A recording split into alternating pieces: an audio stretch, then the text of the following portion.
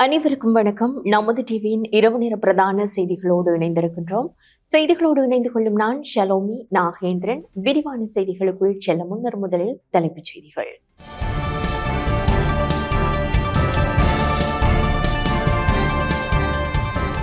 வியட்நாமிலிருந்து விரைந்த ஜனாதிபதி தனது ஜனநாயக கடமையை நிறைவேற்றினார். நாடளாவிய ரீதியில் அதிகபட்சமாக 70% வாக்களிப்பு. சபைகளுக்கான தேர்தல் முடிவுகள் வெளியீடு. 2 தசாப்தங்களின் பின்னர் உலக வங்கியின் தலைவர் நாட்டிற்கு விஜயம். தொடர்பான உள்நாட்டு செய்திகள்.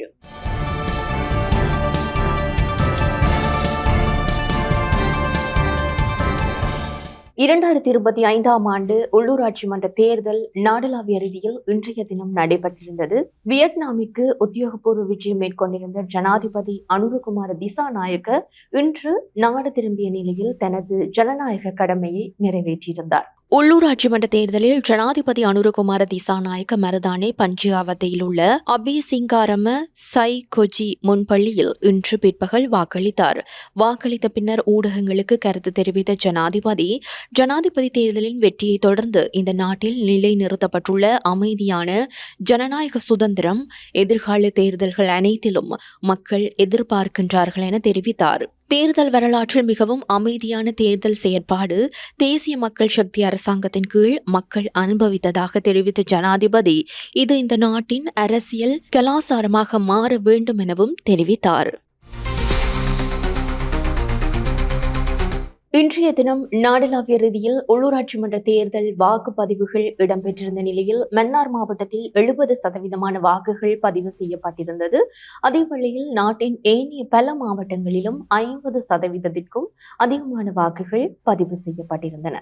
2025 ஆண்டின் 339 உள்ளூராட்சி மன்றங்களுக்கான தேர்தல் இன்றைய தினம் நடைபெற்றிருந்தது. அதன்படி இன்று காலை 7 மணி முதல் பிற்பகல் 4 மணி வரை வாக்கெடுப்புகள் நடைபெற்றன. அதன்படி 13,759 வாக்களிப்பு நிலையங்களில் வாக்குப்பதிவுகள் நடைபெற்றிருந்ததுடன் இம்முறை வாக்களிக்க 1,71,56,338 வாக்காளர்கள் தகுதி பெற்றிருந்தனர். வாக்குப்பதிவு மாலை 4 மணியுடன் நிறைவடைந்த நிலையில் 5,783 மத்திய நிலையங்களில் வாக்கு எண்ணும் பணிகள் ஆரம்பிக்கப்பட்டுள்ளதாக தேர்தல்கள் ஆணைக்குழு குறிப்பிட்டுள்ளது. இதேவேளை இன்று பிற்பகல் 4 மணி வரை நாடளாவிய ரீதியில் மன்னார் மாவட்டத்தில் 70% வாக்குகளும், கொழும்பு 50%, பொலனறுவை 53%, பதுளை 60%, நுவரெலியா 60%, களுத்துறை 55%, அனுராதபுரம் 60%, குருநாகல் 51%, புத்தளம் 55%, அம்பாறை 63%, மொனராகலை 61%, காலி 63%, திகாமடுல 63%, மாத்தளை 62%, மட்டக்களப்பு 61%, வவுனியா 60%, முல்லைத்தீவு 60%, கிளிநொச்சி 60%, கேகாலை 58%, கண்டி 58%, யாழ்ப்பாணம் 57% மற்றும் மாத்தறை மாவட்டத்தில் 58% வாக்குகள் பதிவாகியிருந்தன. இதேவேளை கிளிநொச்சி மாவட்டத்தில் கரைச்சி, பச்சிலைப்பள்ளி, பூநகரி உள்ளூராட்சி மன்றங்களுக்கான தேர்தல் இன்று சுமூகமான முறையில் நடைபெற்றதுடன் 61% வாக்குகள் பதியப்பட்டதாக அம்மாவட்ட அரசாங்க அதிபர் முரளிதரன் தெரிவித்தார். மன்னார் மாவட்டத்திலும் இன்றைய தினம் உள்ளூராட்சி மன்ற தேர்தலுக்கான வாக்களிப்புகள் அமைதியான முறையில் இடம்பெற்றதாக மன்னார் மாவட்ட தேர்தல் தெரிவத்தாட்சி அலுவலகர் கே கனகேஸ்வரன் தெரிவித்தார். மாவட்டத்துக்கான உள்ளூராட்சி தேர்தல் 2025 சுமூகமான முறையில் பிற்பகல் 4 மணிக்கு நிறைவு பெற்றிருக்கின்றது. 188 உறுப்பினர்களை தெரிவு செய்வதற்காக 91,373 வாக்காளர்கள் பதிவு செய்திருந்தார்கள். பதிவு செய்யப்பட்ட வாக்காளர்களில் 64,094 பேர் தங்களுடைய வாக்குகளை இன்றைய தினம் பதிவு செய்திருக்கிறார்கள். இது 70.15% காணப்படுகிறது. மன்னார் நகர சபையில் 10,357 பேரும், மன்னார் பிரதேச சபையில் 16,939 பேரும், நானாட்டாம் பிரதேச சபையில் 12,343 பேரும், முசலி பிரதேச சபையில் 10,819 பேரும், மாந்தை மேற்கு பிரதேச சபையில் 13,636 பேரும் தங்கள் வாக்குகளினை இன்றைய தினம் பதிவு செய்திருக்கிறார்கள். எவ்விதமான அசம்பாவிதமின்றி மிகவும் சுமூகமான முறையில் தேர்தல் நடைபெற்று முடிந்திருக்கின்றது. தற்பொழுது 4:30 மணியிலிருந்து வட்டாரங்களோ மன்னார் உள்ளூராட்சி பிரதேச மன்னார் மாவட்டத்திலே 47 வாக்கெண்ணு நிலையங்களிலே வாக்கு எண்ணப்பட இருக்கின்றது. 4:30 மணிக்கு வாக்கெண்ணும் பணிகள் ஆரம்பிக்கப்பட இருக்கிறது. வாக்கெண்ணும் பணி நிறைவு பெற்றதும் வட்டாரத்துக்குரிய முடிவு அந்த வட்டாரத்திலிருந்து அறிவிக்கப்பட இருக்கின்றது. ஒவ்வொரு சபைகளுக்குமான உத்தியோகபூர்வமான முடிவுகள் மாவட்ட செயலகத்தினால் அனைத்து வட்டாரங்களிலிருந்தும் எண்ணப்பட்ட வாக்குகள் கிடைக்கப்பெற்றதன் பின்னர் உத்தியோகபூர்வமாக அறிவிக்கப்பட இருக்கின்றது. முல்லைத்தீவு மாவட்டத்தில் இன்று சுமூகமான முறையில் வாக்குப்பதிவுகள் இடம்பெற்றதுடன் 61.32% வாக்குப்பதிவுகள் இடம்பெற்றதாக முல்லைத்தீவு மாவட்ட தேர்தல் தெரிவத்தாட்சி அதிகாரி தெரிவித்தார். முல்லைத்தீவு மாவட்டத்தில் இன்றைய தினம் உள்ளூராட்சி மன்றங்களுக்கான தேர்தல் தற்போது வாக்களிப்பு நிறைவடைந்திருக்கின்றது. மாந்தை கிழக்கு, துணுக்காய், கரைத்துறைப்பற்று மற்றும் புதுக்குடியிருப்பு பிரதேச சபைகளுக்கான இந்த தேர்தலாக அமைந்த இந்த தேர்தலிலே 137 வாக்களிப்பு நிலையங்களில் வாக்கெடுப்பு இடம்பெற்றிருக்கின்றது. தற்போது வாக்களிப்பு நிறைவடைந்திருக்கின்றது. முல்லைத்தீவு மாவட்டத்தில் மொத்தமாக 87,800 வாக்காளர்கள் பதிவு செய்யப்பட்டிருந்தார்கள். அதிலே இன்றைய தினம் வாக்களிப்பு நிலையங்களிலே 50,070 பேர் வாக்களித்திருக்கின்றார்கள். இந்த வீதம் 59.61 வீதம். அதேபோல் தபால் மூல வாக்களிப்பு 3,769 பேர் வாக்களித்திருக்கின்றார்கள். ஆக மொத்தம் 53,839 வாக்குகள் அளிக்கப்பட்டிருக்கின்றன.